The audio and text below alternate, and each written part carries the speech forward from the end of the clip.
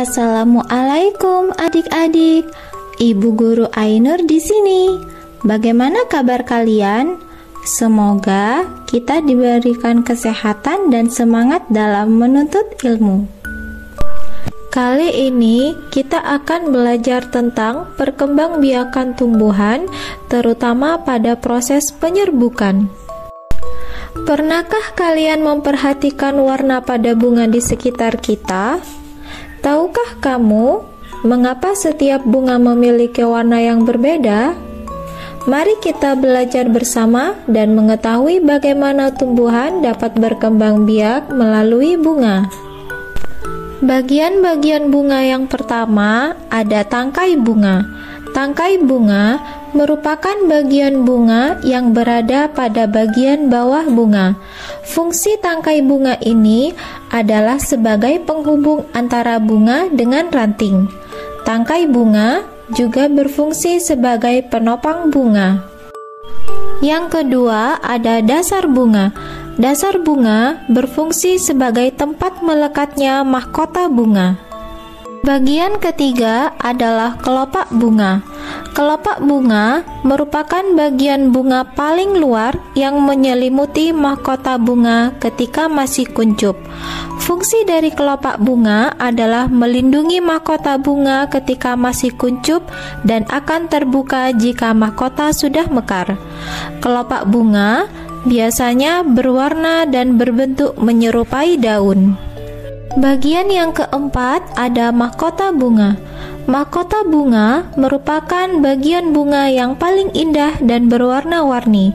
Mahkota bunga sering disebut dengan perhiasan bunga. Keindahan mahkota bunga inilah yang akan menarik serangga dan hinggap untuk membantu proses penyerbukan. Yang kelima ada benang sari. Benang sari merupakan alat kelamin jantan sebagai alat perkembangbiakan bunga. Benang sari terdiri dari tangkai sari, kepala sari, dan juga serbuk sari. Benang sari inilah yang biasanya terletak di tengah-tengah mahkota bunga. Bagian bunga yang keenam ada putik. Putik merupakan bagian bunga yang paling dalam letaknya. Putik berfungsi sebagai alat kelamin betina pada bunga. Salah satu bagiannya yang mengandung sel telur. Setelah dibuahi oleh serbuk sari, nanti putik akan berkembang menjadi kandung lembaga yang nantinya akan menjadi tumbuhan baru. Bagian bunga yang terakhir ada bakal biji. Bakal biji inilah hasil perkawinan antara benang sari dan putik yang nantinya akan menjadi tumbuhan baru. Bisa kalian perhatikan, berikut adalah perbedaan bunga sempurna dan bunga tidak sempurna. Pada bunga sempurna, bunga memiliki benang sari dan putik yang terletak pada satu bunga yang sama. Tetapi pada bunga tidak sempurna, bunga memiliki benang sari dan putik terpisah dalam bunga yang berbeda. Hal inilah yang disebut dengan bunga tidak sempurna.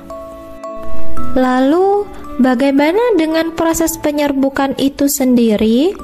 Proses penyerbukan diawali dengan jatuhnya serbuk sari pada kepala putik. Di dalam setiap serbuk sari tersebut, terdapat sel kelamin jantan yang akan bersatu dengan sel telur. Setelah itu, sel kelamin jantan akan bersatu dengan sel telur di dalam ruang bakal biji.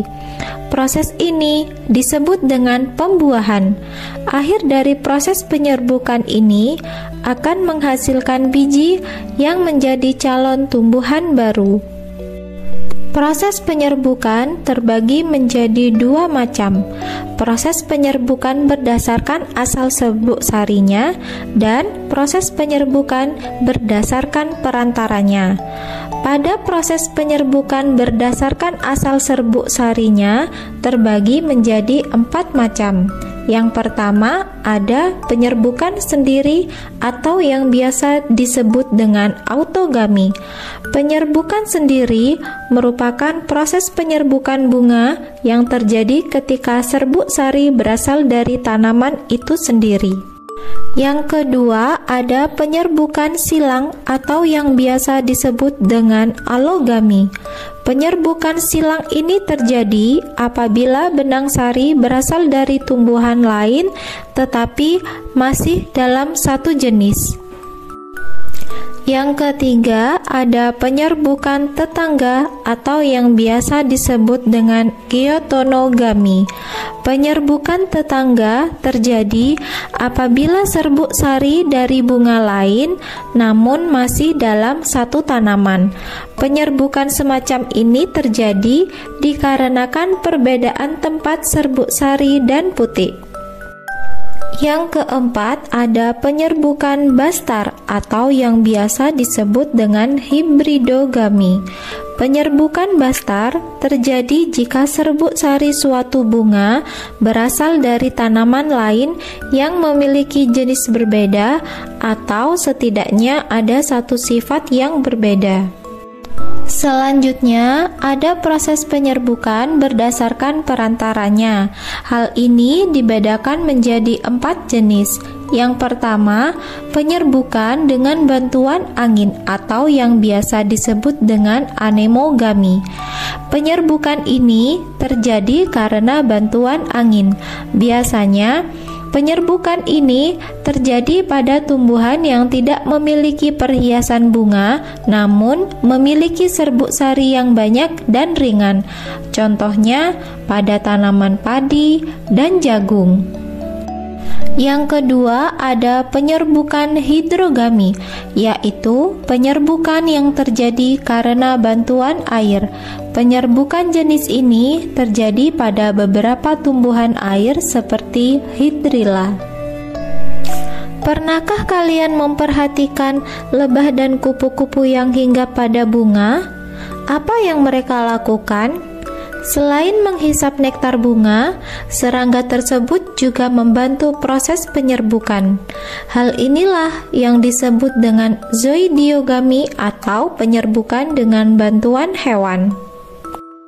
Penyerbukan yang terakhir yaitu penyerbukan dengan bantuan manusia atau yang biasa disebut dengan antropogami.